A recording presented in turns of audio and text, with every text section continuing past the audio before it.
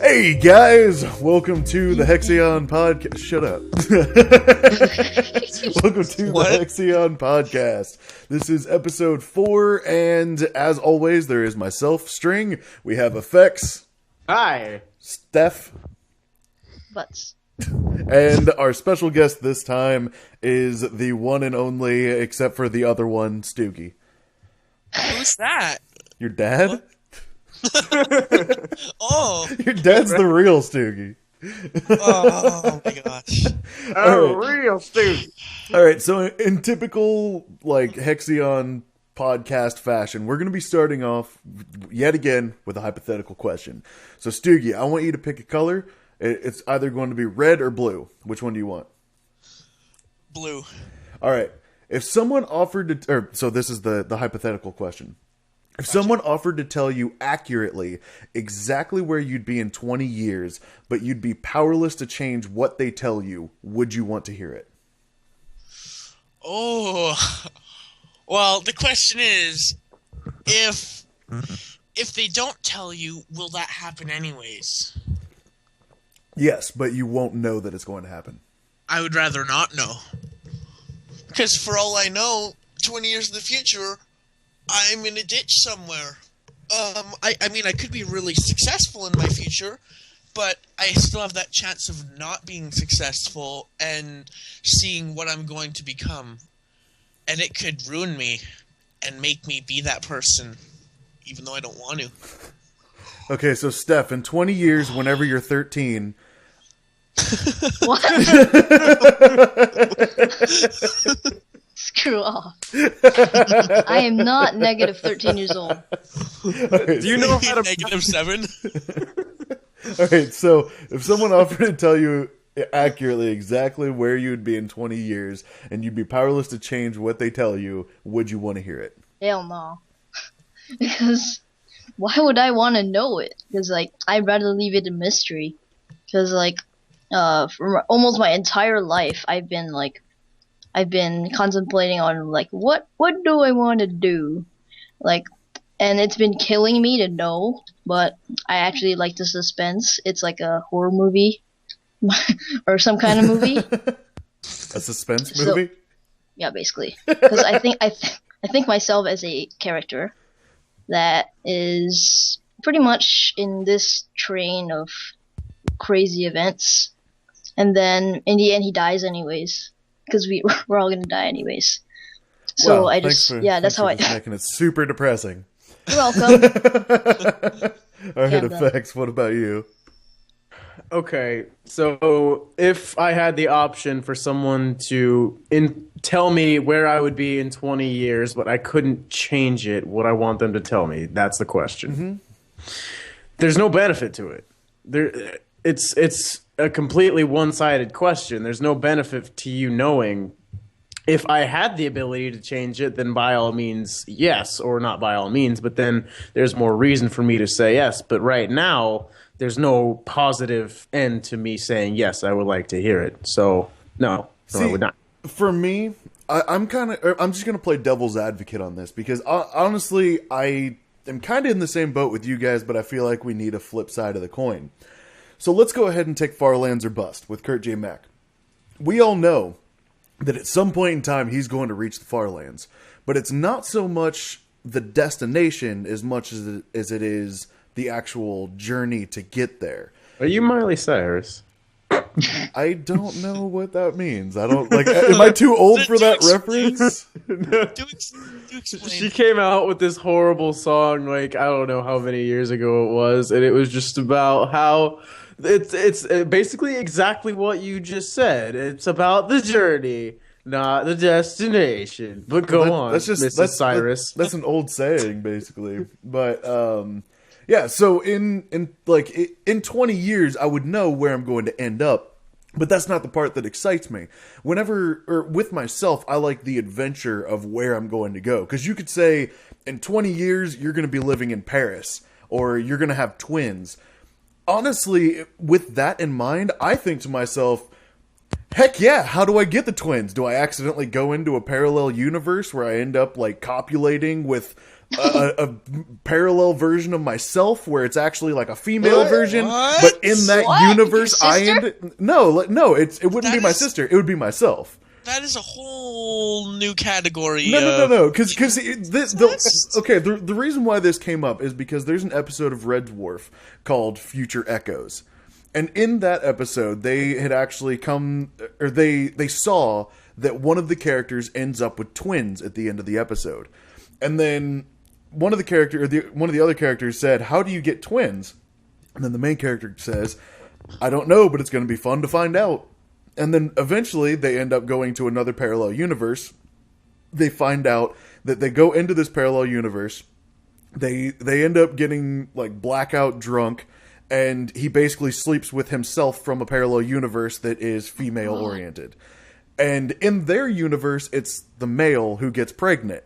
So then at that point, you kind of end off the episode like, holy crap, is Lister going to actually have twins? Like, the guy is going to have twins since he was in their universe. So all of, like, it doesn't matter how... or what the end goal is for me. Because like Steph said, no matter what, you're going to die. Like, no matter what, you're going to reach that point where it's just the end. But the exciting thing is the way that you get to that death. It's figuring out what steps are in between there. Like, the thing that would really mess me up is if I were... because, like, obviously everybody is not going to live the full 20 years. It doesn't matter who you are or what it is you're doing. But, like, the terrifying or interesting part for me would be if they say, like, let's say you're, like, 15 years old, and then you meet this prophet or something, and they say, in 20 years, I'm sorry, but you'll be dead. And then you say, what? Like, what? Yeah, I'll be dead that early? How, like, what? Like, that is what would drive me nuts. But if I'm going to be living at that point in time and they tell me whatever it is, I'm just going to be excited to see what is going to come next. Yeah, if they tell you, if they're saying, yeah, you're gonna be dead, that's the worst outcome possible. It's pretty So, rough. like, Yeah. oh, I know that somehow I'm going to die, unless they explain how you're gonna die. Yeah. And It's even so, basically with people that are told that they have cancer. Like, you're not gonna live through this. You're gonna die within like 2 weeks, and then they don't die for like 10 years. It just gives them an excuse to be a jerk or something. Yeah, pretty much. Like, yeah, like I had a friend in high school, and whenever he was like 5 years old, doctors told him that he could die at any moment. So all throughout his entire life, he just acted like the biggest prick out there. Like, he was just mean to everybody. He was terrible to girls. He was just this really, really awful person. And like, I knew, or I first met him whenever he was like 17, 18. And the doctors at that point in time were still saying, I have no idea how you're still alive. You should have been dead a long time ago. Right now, I think he's like 35 or something, and he still behaves that way. And it's just like, I mean, I don't know. It's just weird because whenever you know, or whenever somebody informs you, you could die at any moment, you kind of just turn into this horrible person a lot of times. Yeah, it's like the ending of a book, but it's never ending. Yeah. It's kind of a weird way to put it. And then another thing that I'd like to kind of question with this thing is like, they say accurately, but like, how accurately? Are we saying like 51% accurate? Are we, because like the weather, they'll say there's a 10% chance of raining. That means it's probably going to rain. yeah, Okay. I mean that would have to That's matter funny. too. Like, No way. but so you're saying that they're going to be like, there's a 50% chance that you're going to die? I'm Is saying, that what you're saying? I'm saying that the question in and of itself is kind of ambiguous. Yeah, well, Because I mean, they if just there's say a percent they say accurately. chance, if there's a percent chance, that means that it isn't fixed. That means that you can stop it from happening because it's not absolute. I think that the part that most people can, or they think of it being like a final thing, is just you'd be powerless to change what they tell you. Like, so you'd have to experience it, but they might still be wrong. Is kind of how I look at the question, at least. So, Okay. yeah, I don't know. That was like one of the really deeper philosophical questions that I have. Dang. But That was nice. we have Stoogie with us this time, so we can kind of talk about something else. And something that you and I are both very, very accustomed to, or both very accustomed with, is we're both very accustomed to the idea of like pulling all-nighters, staying up all night, staying up like really, really late, or doing whatever. So, I don't, Steph, I don't know if you really deal with this at all, but I know Effects, you've dealt with this, and I know that Stoogie has. So let's go ahead and talk a little bit about insomnia and kind of how you guys deal with it. Hold on, what's insomnia? Insomnia is basically the I suppose inability to sleep. Oh. Like you could lay down, but nothing will happen at all. Okay. It's the most boring thing ever. And that's why when you have it, you're kind of like, I have to do something else. And it just keeps you up and going and going and going and going. So, I mean, like, I don't know, it's really kind of tough. Like, the whole thing is just, it's weird. Like, it's a weird feeling to have when you're awake and, like, you're tired the whole time, but you know that you can't sleep. It's just not a feeling it's not amazing, but I mean, if you can keep yourself occupied, it's better. So that's why, like, as Andre said, we're all like, I mean, we've all dealt with it, but a lot of the times when I'm up like really late, like 6 and 7, 8 in the morning, I'm with Andre or something like that, because it's easier for me to stay occupied while it's happening. Right. Yeah. Well, I've only dealt with I guess dealt with it maybe 3-4 times in my life, and you know I know that sounds weird, like 15-year-old kid, what's he doing going to bed? But you guys know that I usually turn in pretty early. I mean, while you guys are up till what, like 1-2 in the morning, usually things like that. Usually I'm going to bed around 10 or 11, mainly because I have to get up at 5:30 every morning, and that plays a pretty big role in it. But aside from that, I mean, there have only been a couple of times where I just cannot sleep because I like sleep. Most of the time, in fact, there's only been one time where I did not go to sleep until the following night, as in I didn't stay up until 6 or 7. Meaning I stayed up that entire night and went to bed at 10 o'clock the next evening. Yeah. That only happened this past weekend, and I didn't know what to do. And it wasn't one of those things where I just couldn't sleep. It's that I didn't want to. It was that I shouldn't even say that I didn't want to. It's just that I didn't really have the will to, because I wasn't tired. I wasn't awake. I didn't really know what I wanted to do. I was doing weird things with my hair. I was reading stuff around my room. I was doing all these weird things because, you know, I was away from my computer. I wasn't on that. I was doing all these different weird things, and I don't know what I was doing. I kept playing with my hair, and I swear it was the messiest thing the next morning. And I don't even have long hair, so what it comes down to is I generally don't have a way to deal with it because I don't know how.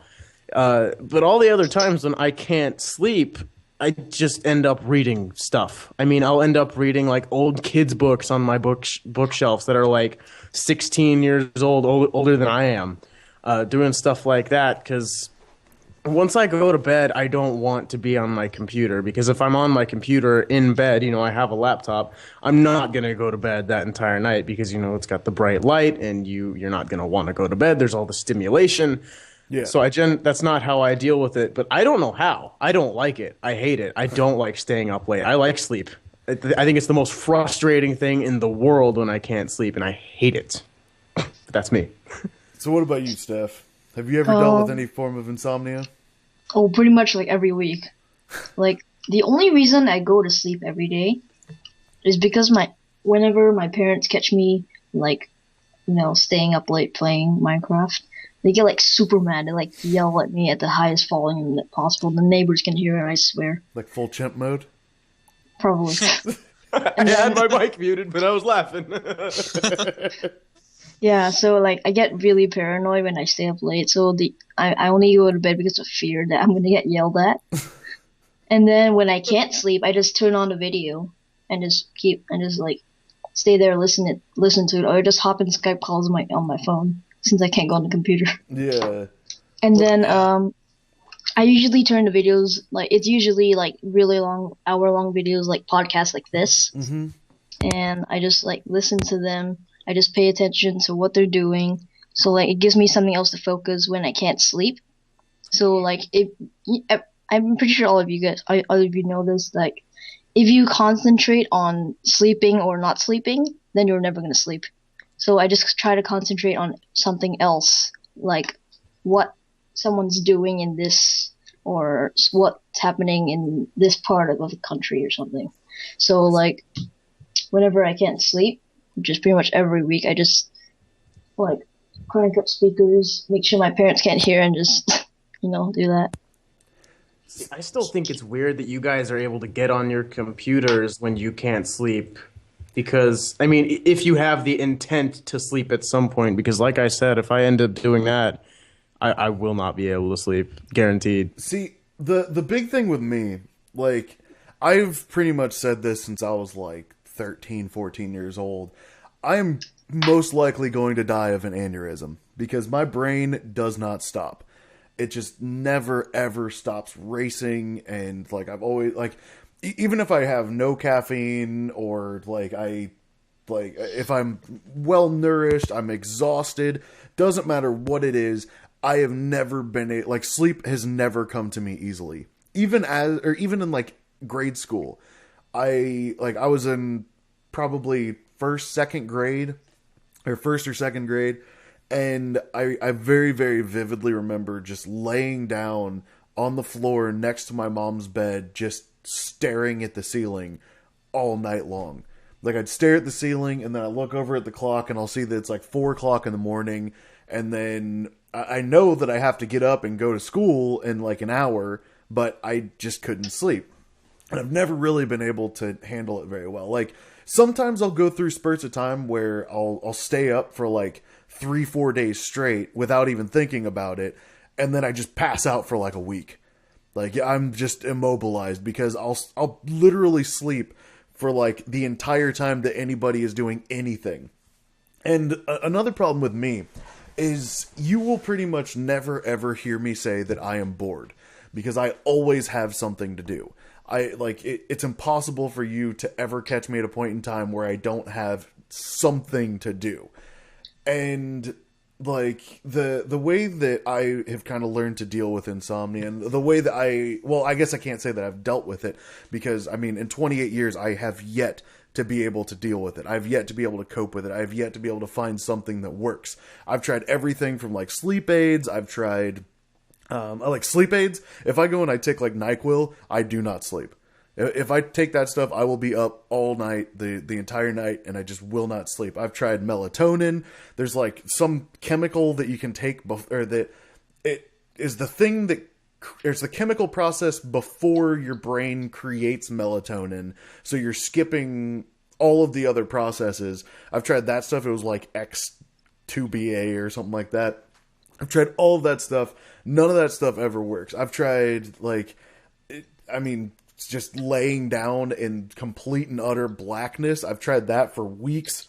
Doesn't work. I will literally just stay up the entire time. My mind will race. I've got nothing that I can do.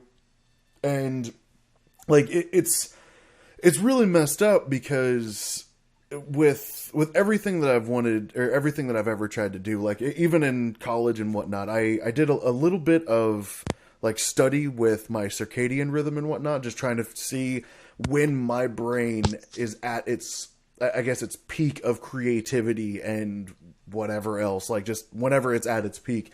And I found out that my peak times are between 4 a.m. and 9 a.m. So there's basically a 5-hour window that I am like perfectly on the ball. Anytime after that, I am completely useless. So the way that I have personally learned to deal with insomnia is I just get super, super productive. Like it's really crazy because as a musician, I've learned that I actually write my favorite pieces of music whenever I'm on one of these huge insomnia binges where I have not slept forever. It's like 3 a.m. and I'm just like, I pick up a guitar and just start playing. That's whenever I find that my brain is the most creative. And like, there are a lot of other times that I've kind of spent, I guess, a lot of extra time doing other things. Like I've done things with, I don't know. Like I said, like I've tried anything and everything you could possibly think of for trying to go to sleep, and it just does not work for me. Like, I love sleep. Whenever I get to sleep, I'm ready for it, but I don't know. I've never been able to sleep well, I guess. Yeah, like when you're actually asleep, or when you feel like, yeah, I can finally sleep.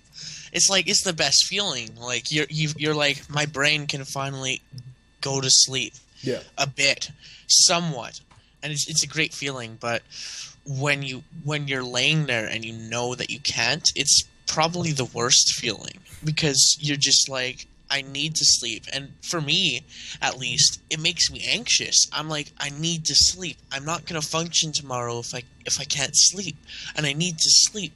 And I need to sleep, and like, that's how my brain is going. It's like, it's just repeating, and it's just getting worse and worse. And then eventually I'm just like, I have to get up. I can't, like, I gotta burn off some energy, or I have to, like, I have to put my mind onto something so that maybe in a few hours I'll be tired enough to go to sleep. Yeah. And, like, I don't know. I find that I just have these really, really awful points in time where, like, I'll be laying in bed for hours. And usually the thing that makes me fall asleep the fastest, if I'm going to fall asleep, is going to be watching Red Dwarf. But I'll encounter these points in time where if I turn on Red Dwarf, which is something, I kid you not, I've been watching that every single episode that's come out for that series for, let's see here, I'd say probably close to like 15 years. Something like that. Yeah, it's been like 15 years now, 10, 15 years that I've watched that show and nothing else to try to go to sleep. Like, that's just the only thing that I do, because like, I can literally just sit down and recite everything that they have ever said in that show without thinking about it, and like, that still doesn't help me go to sleep. But another thing that I've noticed is that I, like, if I fall asleep, I need to have some kind of sound happening, because if it's dead silent, I just cannot sleep. I wake right up as soon as it's silent. Like, if I'm watching like a YouTube video that's like an hour long, if I fall asleep 10 minutes into it, by the time that the video's over and it's going to be silent in my room, I just wake right up. So I have to listen to like the radio, or have like a playlist that I know will go on all night, or whatever. Like that's just what I've noticed. A lot of my family's like that. A lot of them are like, I need something on to sleep. My brother, Mouse, he's like that all the time. A lot of the times he doesn't even sleep in his bed. He's usually watching a movie or something, and he just falls asleep to it. Yeah. Because of the sound and maybe the light. But I'm actually the complete opposite. I need complete silence. But if it's too silent, like, I can take a little bit of ambience, or like the almighty furnace, if that's going. Oh, man, that thing's so loud. If that's going, Yeah. I mean, he's right beside it when he's on, but I'm through a wall is not too loud, and it's a perfect, like, kind of just relaxing noise. It's kind of like white noise. And it's just like, and I can go to sleep to that. But if I have anything more, if I can hear someone talking, for sure, or walking around, I can't sleep. You say a relaxing noise? What? Nothing. What? All right, so whenever you guys are dealing with these, like, insomniatic, I think that'd be the word. I'm not sure. I think so. Whenever you guys are dealing with these, like, sleepless nights, do you find that you're much more creative or productive at a certain time of night, or is that just me? Usually, when I'm having one of those nights, I don't even try to be productive. Like, even if I want to do my homework, I just don't. Whenever I just having one of those insomnia nights, I just like find a way to just sneakily watch a video, or I might just go to the toilet and watch it. But that's homework. I mean, it's boring. I mean, I've done like I said, when I can't sleep, I'll usually read something, and that has also entailed homework before. And I know that sounds stupid, but hey, if I've got geometry homework due the next day, it's got to get done sometime, right? But I mean, it does. It helps you. At least it helps me fall asleep, not because it's boring or anything, but it's just because you're sitting down, you're trying to focus on something, and focusing on that thing is using up some degree of energy in your body. And I think that when you can't sleep, you're not just out of energy. Like, yes, you'll feel tired, but not necessarily tired enough. Or maybe you've just drank too much caffeine. It could be either. So yeah, sometimes I guess if you consider that more productive, then yes. What about you, Sugi? I mean, it kind of depends. Like, when it gets really late, or I guess early the next day, not so much. But the day after, when like, if I'm staying up all night and I'm gonna sleep the next night, I'm fairly productive, in some ways, but not in all ways. Like, I'm not very, like, responsive. Like, if I'm going to play, like, survival games or some PvP or just anything, like, I can't react fast enough to do good in that, but I think I can, like, think more creatively. I can build better in Minecraft, or I can, well, I mean, I don't know what else. I play the drums. It's not so much like a musical, like, I don't think amazing your thing. parents It's more would of appreciate that in the middle of the night. You don't know that, though. You know what? I think the neighbors will like it too. Oh And- yeah, I didn't even put neighbors into consideration. God. That was my first thought. My parents would kill me because, I mean, my drums are right beside the room, and they'll be sleeping, and then my neighbors will probably be like, "Someone's getting murdered. Call the cops right now." Is your We'll playing be the good that bad? Spartans. Like, how do you hit a drum and it sounds like a woman screaming or something? How do you do that? Not so much the screaming, but the banging around is like. So, well, okay, it's But a bit it's more rhythmic. linear. Hashtag metaphor. But it's middle of the night. Yeah, you but know? still, like, I would immediately like, if I could be dead asleep and I'd wake up hearing drums, I would not think somebody's getting murdered, because I've never heard somebody get murdered. It's like,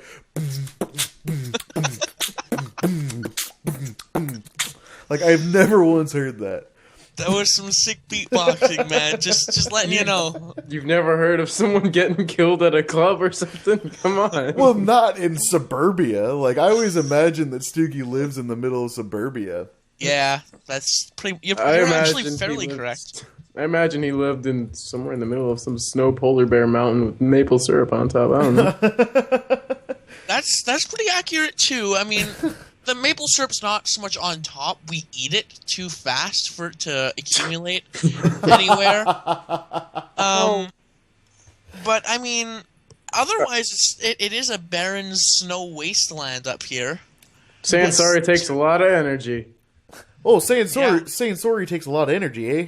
Because, I mean, sorry isn't that hard to say. Sorry. No, but like, sorry. that's not hard, but sorry. Sorry. You gotta say it like sorry. Sorry. Sorry. Sorry. Okay, so much more. let's stop making fun of Canadians. We're sorry for making fun of Canadians. No, What you're you talking not. about? Nah. Hey, what you talking about, eh? I'm sorry for Yeah, making who's in you a want to make boots? fun of us. Okay, so let's get back on topic. So the reason why I bring it up is because you guys have seen like what I tend to do whenever I'm having a sleepless night, because usually I'll be dead tired. I'll hop onto like a server to build something, and I just like hammer the thing out in no time. And people always look at it and they're just like, wow, how did you build that much overnight? Or like, how long did you spend working on that? And I'm like, I didn't really spend any time at all. just like on Cube Crowd, like there was a lot on my mind at that point in time, and I hammered out that whole plot or a 151 by 151 plot in like 4 days, I think it was. And Crazy. Yeah, like it was just because I couldn't sleep. I was being like super duper productive. And back whenever I was doing recording, I used to those were like 3, 4 a.m. were the prime times for me to sit down and write and record and all that stuff. So Usually I'm not productive. I'm not exactly productive whenever I'm having one of those insomnia nights. More ideas and more creative ideas tend to come to me easily. Because whenever I'm just like watching videos and stuff, the topic in the video can relate to something that I've been thinking about for a while, and then it might just like come to me because I've had a lot of great ideas while building. I mean, for building while I'm like on the toilet or something because I can't sleep. those are the best times for me to think about what I want to build. How to prank Steph. Well, he likes toilets, and he likes to play or think of Minecraft on the toilet. So I'm just going to bring a toilet to his Minecraft. You transform my entire base into a toilet. Oh, that would be so cool. If you had like the water like spiraling or something. He already Let lives me around open a my toilet notes bowl. application. Yeah, and then my giant cliff is a turd. Yeah, he already lives inside of a giant toilet bowl. Like, he's got the water basin at the bottom. All we need to do is just cover it with quartz or snow. Oh my gosh. I think quartz would be the best. But Oh, you have to do iron. Iron. Oh, man. We don't have the Iron Titan set up. We always said that pranks have to benefit the recipient. Yeah, and that's why we would use quartz or snow. You can use snow. I need so much snow. Please make my ship into a toilet. Go. Dude, I could use snow for so much. I love snow. Go. So we'll make Andre's base into a great big toilet. So basically, he's got weeds growing out of his toilet. Is that what you're telling me? Yeah. I'm honestly surprised nobody has even tried to turn my giant flower thing into a hookah. Like, it looks exactly like a hookah. It's because I'm too busy getting blown up by stuff. I literally just got killed by a zombie in the last 10 minutes. Don't tell me what I have to do. All right, so the final question, this is something that I feel like we could all probably hammer out pretty quick. What keeps you building in Minecraft over doing things such as PvP or Redstone? Like, what brings you back to building every time that you play Minecraft? I have way too many ideas. Oh man. Well, what brings me back to building, like what makes me want to keep building? I mean, there are tons of people out there that they like to build, but then after about 5-10 minutes, after like 5-10 minutes, or even just after one small little house, they just give up and they're just like, okay, well, I built a house, I'm good, I'm done, and then they'll move on to things like PvP or Redstone. Like, what keeps you attached to building? Well, I know with Stoogie, he'll just rage quit and go build from PvP. It's because building is so calm. It's so like I can just sit there. I can like no, just building. And so relaxing. It's so relaxing though. And see, building for me isn't relaxing. Caving is relaxing, but not building. Building, building is so intense. It's like playing UHC. This block goes here. Yeah! Right. They're gonna have to do drug tests on Minecraft builders now. Make sure that they're not on roids. The thing with those people that give up after 5 to 10 minutes or making a small house is that they don't know what the feeling is like to complete a huge project. Exactly. Be that in creative or survival. I mean, when you make something and you know that it looks awesome, then you're going to want to keep building. It's not like you just fizzle out after that. Because one project after another is just a repeating chain, because once you complete one project, you want to start another, and then you want to start another. But it's getting that initial project finished that's the hurdle that people don't want to jump over. Yeah, honestly, I'm not going to lie. Less than a year ago, just less than a year ago, I was the exact same way. I would build a little bit. I'd build like a house, and then I would go like, you know what? I don't like this. Like, this is bad. I don't like my house. And then I'll leave. I'll go do something else. I'll mostly PvP. Back then, all I did was PvP. And I first started learning like just color. This was before I met anybody here, anybody on Hexion. I used to just try and match colors so that I would have like a nice looking house. It would be very plain, but it would look decent just color wise. And after that, maybe a month after that, I met Andre in like a Skype call, and I mean after that I just started practicing building, and Andre taught me all the time, and I've always liked it since then.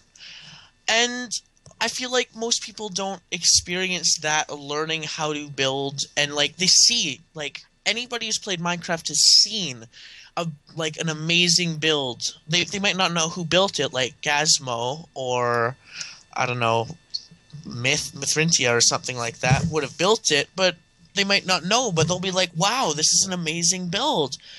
I mean, I'll never build something like this ever, and I don't know how to build something like this. I don't know who could, but someone can, and then they're just like, all right, PvP time, and they just don't give it a thought. They don't actually think about learning how to build, like, well. Yeah, I think building is mainly for people with long attention spans, because like majority of people in like the world. Yeah, but what about Redstone? Like Redstone takes a lot of thought. Yeah, Redstone like a lot of people more thought than building. Like a lot of people don't have very long attention spans. Like present. Yeah, so building requires a lot of time if you're doing something like huge. Like you have to think out your build first. You have to plan it, like figure out what goes where, figure out what you're gonna use, like its palette, and then the actual building it's like exponentially longer if you're doing like a mega build, because like you gotta work out the kinks. You gotta figure out which section goes where, how to like arrange it better, and how to make it not look like crap compared to what you have visualized. And some people are just they're not really good at it, so, and they don't really have the patience to get better. I feel like it's not so much patience, it's how interested you are in just putting yourself in the most uncomfortable position as physically possible. Because like everything that you do, it has to work. Like the things that people like in Minecraft, or the things that people think look the best in Minecraft, especially with us, like because we're all people that are really into like high detail type stuff. The things that people like are the things where it's like, could this work in real life? And I feel like whenever you have like super high detail and people don't know how to make the detail work with the structure, like they can't make it so the detail is adding any form of support to the structure, then they always end up with, I don't know, like, because it's, okay, with Redstone, there's a right and a wrong way to do everything. With PvP, again, it's either you're good at it or you're not, and you need to spend time getting better at it. With building, there is no right way. It doesn't matter if you're like the most elaborate builder out there or you're the most simplistic builder out there. There is a niche for what you're doing, but people are going to hate on it regardless. And like it really does put you into this position where you kind of second guess everything that you do, and you don't feel comfortable. Like with me, I do not ever feel comfortable about anything that I'm building. Like even with the new like small houses that I'm building, I feel like I've got it worked out to the point where I'm done with it. But I know that in probably another week or so, I'm going to find a new, better way to do it, and that way is already going to be wrong. And it's a constant learning process, and it's a constant struggle to find contempt with it, I guess. And, like, you're torturing yourself that way. You're torturing yourself with the amount of time that you have to spend building. You're torturing yourself with the amount of time that you're trying to get people to be interested in what it is you're building. And, like, it's... like, the whole process for me is kind of painful, honestly. Like, I love building. I love everything about it. I love, like... I've said this before, that I love sitting down and doing, like, long, tedious tasks where... at the very end, I get to see the finished product, and then I'm like, dang it, I hate that. And then I have to tear it down and start all over again. Like, there's just something about that I've just always, I guess, liked doing. And I feel like with the Redstone people, they've got a definite right and wrong, because they're working off of logic. And with building, like just regular building, there's no such thing as right and wrong. It's all opinion based. And everybody's a critic. Everybody has their own mindset on it. It's like painting. There's and just any art really. There's always room for improvement. Yes. And there's always going to be someone either better or worse critiquing you for something. Someone might be like, "Why do you put so much time into that?" Well, someone else would be like, "You haven't put enough time into this. You need to get better at your structure, or you need to get better at detailing. You're detailing too much or too little, and you have to find that balance or this detail that you doesn't make sense.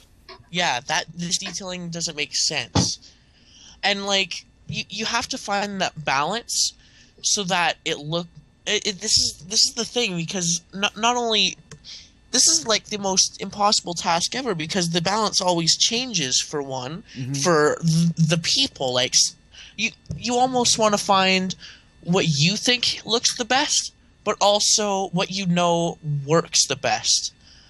And that's probably the hardest thing to do, because there's always going to be someone saying that you did it wrong, but there's also going to be the people who are just really, really angry about how they say you did it wrong. And you just have to be careful of those people and not let them turn you off of building or whatever you're doing, really.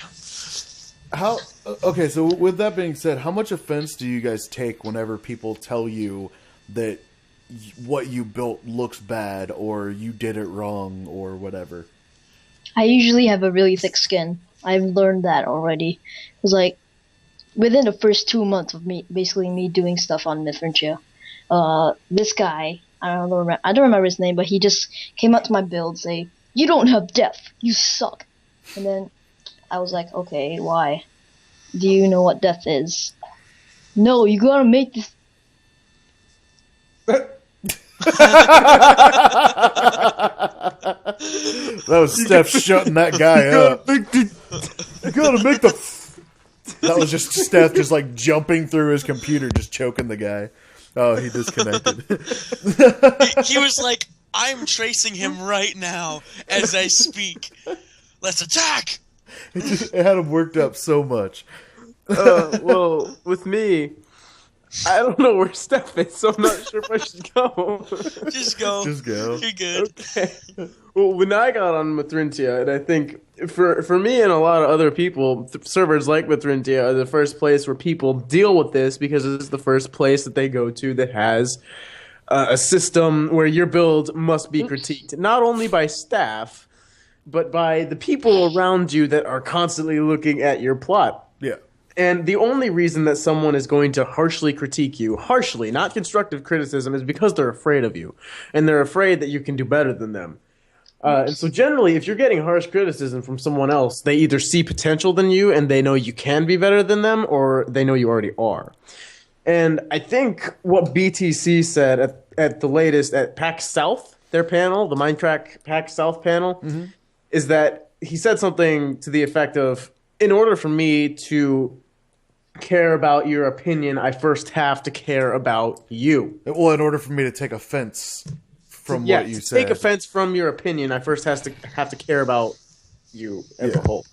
Yeah. Yeah, And that, I Sorry, mean, my internet kind of cut out. You're fine. yeah, we noticed. we noticed. And that just hit the nail on the head. That's what a lot of us think, but we don't know how to say. It's like, yeah, go ahead and say what you want about it, but I don't know you. All your name is a bunch of pixels on my computer screen, so I don't have the reason to care about what you have to say yet. Now, I do care when someone like Steph or String or Stoogie or one of them comes up to my build and says, you should fix this. Notice how they don't say, this sucks.